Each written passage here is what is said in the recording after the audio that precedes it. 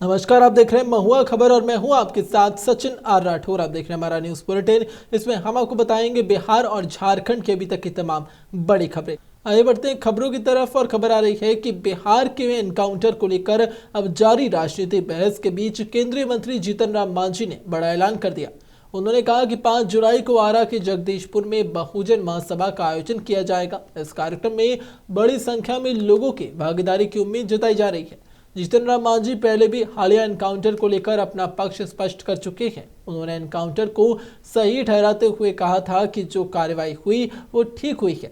उनके इस बयान के बाद अब बिहार की राजनीति में लगातार प्रतिक्रियाएं सामने आ रही हैं। अब बहुजन महासभा के ऐलान को राजनीतिक रूप से माना जा रहा है कि कार्यक्रम के दौरान मांझी संगठन और सामाजिक मुद्दों के साथ साथ प्रदेश में मौजूद राजनीतिक हालात पर भी अपनी बात रख सकते हैं। ऐसे में 5 जुलाई का यह आयोजन राजनीतिक दृष्टि से महत्वपूर्ण माना जा रहा है।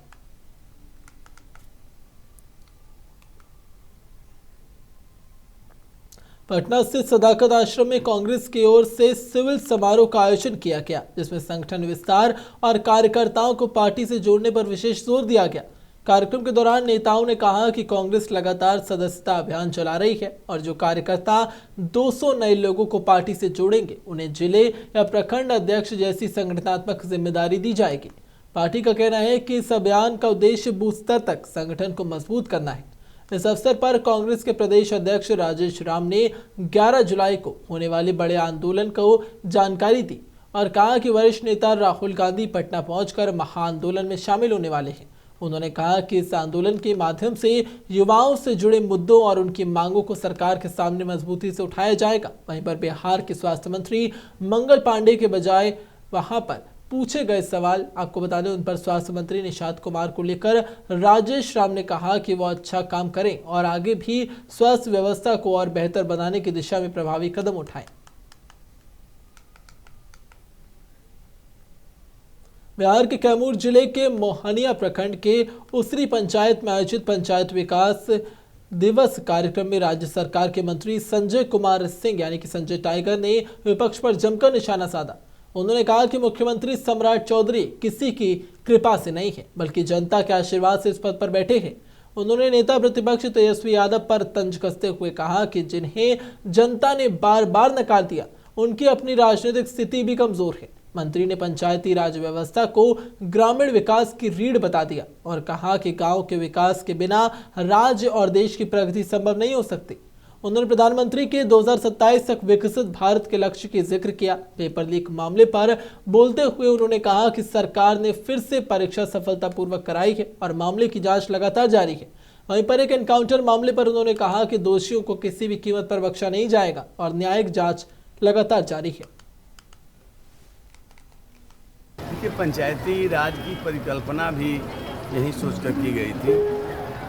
पंचायत के लोग अपनी योजनाओं का चयन करेंगे, योजनाओं का क्रियान्वयन ठीक से हो इसकी निगरानी करेंगे, अपनी आवश्यकता के अनुसार योजना चुन सकेंगे। क्योंकि मैंने पहले भी कहा कि दिल्ली और पटना में बैठे हर गांव की अलग अलग समस्याएं हैं।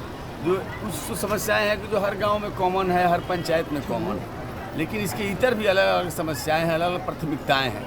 तो लोग अपनी प्राथमिकताएँ चुनें और योजना का कार्यान्वयन हो ताकि गाँव में समृद्धि का रास्ता खुले, गांव आर्थिक रूप से, सामाजिक रूप से, सांस्कृतिक रूप से समृद्ध बने।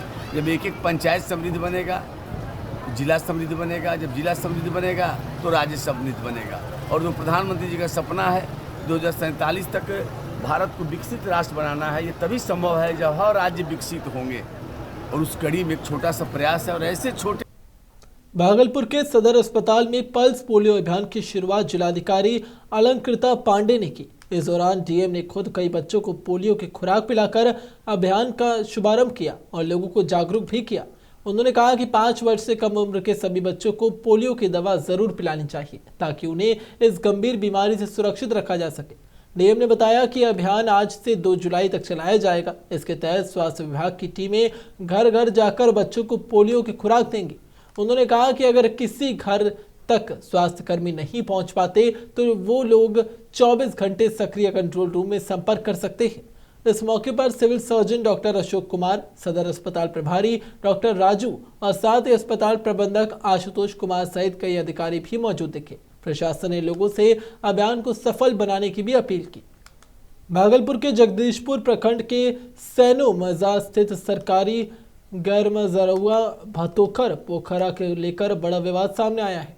आपको बता दें कि ग्रामीणों ने जिलाधिकारी को आवेदन देकर आरोप लगाया कि इस सरकारी तालाब पर फर्जी दस्तावेजों के आधार पर अवैध खरीद बिक्री और कब्जा किया गया। आवेदन में कहा गया कि खाता संख्या 261 और खसरा संख्या 633, 634, 635 में दर्ज ये पोखर वर्षों से सरकारी संपत्ति के रूप में दर्ज किया गया था और मत्स्य विभाग की सूची में भी शामिल है। ग्रामीणों का आरोप है कि 1966 और 67 के सर्वे रिकॉर्ड में पोखर दर्ज होने के बावजूद कागजात में छेड़छाड़ कर इसे निजी रियायती भूमि दिखाया गया और 2005 में केवाला के माध्यम से बिक्री कर दी गई। इसमें लक्ष्मण पासवान पर भी आरोप लगाए गए हैं। ग्रामीणों ने 1950 के कानून और पुराने राजस्व अभिलेखों का हवाला देते हुए इसे अवैध बता दिया। उन्होंने उच्च स्तरीय जांच और पोखर के अतिक्रमण मुक्त कराने की भी मांग की है।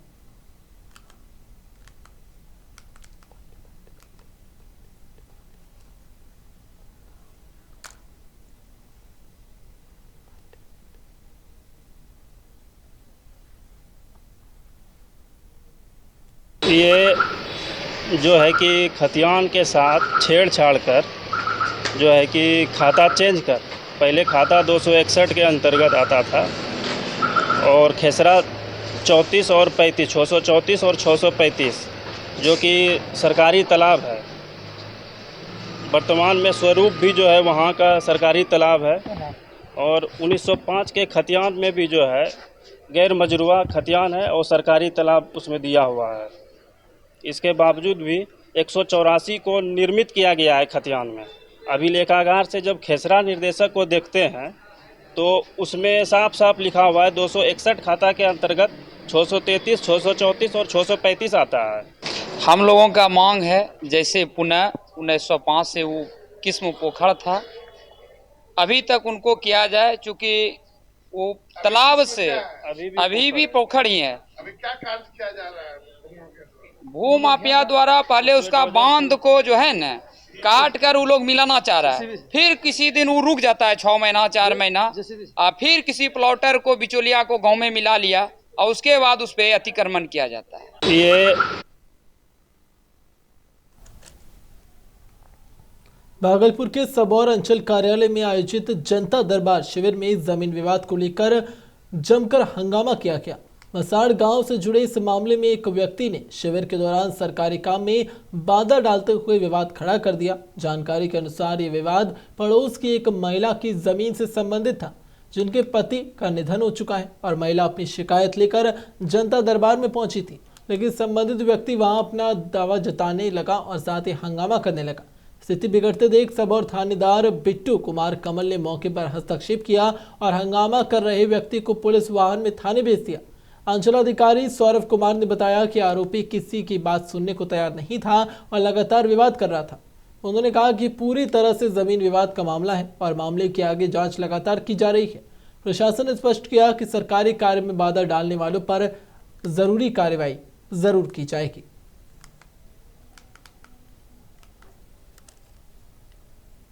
यहाँ से एक व्यक्ति को थाना भेजा गया है, कुछ आरोप आपके ऊपर लगा रहे थे, वो बाइट है हमारे पास। देखिए, आज शनिवार जनता दरबार चल रहा था, जिसमें एक महिला हैं जिनके पति की हत्या 2015 में शायद संभवतः हो चुकी है, इसी भूमि विवाद को लेकर इसको नोटिस दिया गया। नोटिस के बाद ये आया, आने के बाद ये अंचल कार्यालय में भी बदतमीजी करने लगा और उसके द्वारा महिला को धमकी भी दी जा रही थी। जो हम और थानाध्यक्ष सबौर बैठे हुए थे, हम लोग दोनों ने उसका जो एक्टिविटी है उसको बहुत ही ज़्यादा बहुत डाउटफुल हम लोगों को लगा, और क्योंकि उसका व्यवहार यहाँ बिगड़ रहा था। राजधानी पटना में लगातार बढ़ रही चेन स्नैचिंग और झपट मारी की घटनाएं पर अब पुलिस ने सख्त रुख अपनाया है। आपको बता दें कि आईजी जितेंद्र राणा ने उनके निर्देश पर पटना के सभी सिटी एसपी को स्पष्ट आदेश दिए गए हैं कि गिरफ्तार किए गए चेन स्नैचरों और झपट मारों को संबंधित थाने में सरेआम परेड कराई जाएगी। पुलिस का कहना है कि इस कदम का उद्देश्य अपराधियों के मन में कानून का डर पैदा करना है और आम लोगों में सुरक्षा का विश्वास मजबूत करना है। इसके साथ ही शहर भर में विशेष अभियान चलाकर ऐसे अपराधियों की पहचान और गिरफ्तारी तेज की जाएगी। पुलिस अधिकारियों के मुताबिक गिरफ्तारी के बाद आरोपियों के खिलाफ कड़ी कानूनी कार्रवाई भी सुनिश्चित की जाएगी। पटना पुलिस का दावा है कि इस अभियान से चेन स्नैचिंग और झपट मारी जैसी वारदातों पर प्रभावी नियंत्रण आ पाएगा और अपराधियों के हौसले पस्त हो जाएंगे। चेन स्नैचिंग कुछ घटनाएं जो इधर में हुई है उन सभी की समीक्षा की गई है और उसको देखते हुए सभी जो एसपी को निर्देश दिया गया है कि उनके क्षेत्र में जहाँ जहाँ पर इस प्रकार की घटनाएं हुई वहाँ पर पेट्रोलिंग जो है उसको बढ़ाने की आवश्यकता है। साथ ही कपड़े में भी उन स्थानों पर पुलिसकर्मियों की प्रतिनियुक्ति की जाए और विशेष रूप से जो महिलाओं के समय घूमने का समय मॉर्निंग वॉक का है या इवनिंग में जब बाजार इत्यादि जाने के समय घटनाएं हो रही हैं उसमें विशेष निगरानी रखने का निर्देश दिया गया है। इसके अतिरिक्त जो पुराने चेन स्नैचर्स हैं उन सभी को थाना पे परेड कराने के लिए भी निर्देश दिया गया है। कटिहार में बिहार पुलिस दूरसंचार विभाग ने सिपाही पदों के लिए आयोजित लिखित भर्ती परीक्षा शांतिपूर्ण और कदाचार मुक्त माहौल में संपन्न कराई है। जिले के 25 परीक्षा केंद्रों पर कुल 9,181 अभ्यर्थी परीक्षा में शामिल हुए। परीक्षा दोपहर के 12 बजे से 2 बजे तक पाली में आयोजित की गई। अभ्यर्थियों को सुबह 10 बजे से प्रवेश दिया गया, जबकि 11 बजे के बाद किसी को केंद्र प्रवेश नहीं दिया गया।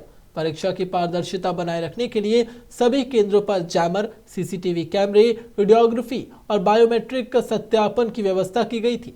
मोबाइल, स्मार्ट वॉच और अन्य इलेक्ट्रॉनिक उपकरणों पर पूरी तरीके से प्रतिबंध लगाया गया था। सुरक्षा के लिए दंडाधिकारी, पुलिस पदाधिकारी, जोनल मजिस्ट्रेट और साथ ही उड्डयन दस्ता दल तैनात किया गया। महिला अभ्यर्थियों के लिए अलग जांच व्यवस्था और आपात स्थिति से निपटने के लिए एम्बुलेंस भी उपलब्ध कराई गई थी। किशनगंज जिले के ठाकुरगंज प्रखंड में रविवार को राष्ट्रीय पल्स पोलियो प्रशिक्षण अभियान की शुरुआत की गई है। आपको बता दें कि नगर पंचायत के वार्ड संख्या 9 स्थित आंगनवाड़ी केंद्र में विधायक गोपाल कुमार अग्रवाल ने फीता काटकर अभियान का शुभारंभ किया और 0 से 5 वर्ष तक के बच्चों को पोलियो की खुराक पिलाई। इस मौके पर विधायक ने कहा कि पल्स पोलियो अभियान बच्चों के बेहतर स्वास्थ्य और समाज को पोलियो मुक्त बनाने रखने के लिए बहुत जरूरी है। उन्होंने अभिभावकों से अपील की कि वो अपने 5 वर्ष तक के सभी बच्चों को पोलियो की दवा जरूर पिलाएं। कार्यक्रम में सामुदायिक स्वास्थ्य केंद्र के प्रभारी चिकित्सा पदाधिकारी डॉक्टर तेज नारायण रजक, स्वास्थ्य प्रबंधक, आपको बता दें वहां पर स्वास्थ्य प्रबंधक सुनील कुमार, राकेश कुमार, विकास चंद्र झा, संजीत कुमार, पिंकी झा, तुलसी कुंडू और साथ ही सविता रानी दास समेत कई स्वास्थ्यकर्मी और स्थानीय लोग मौजूद दिखे।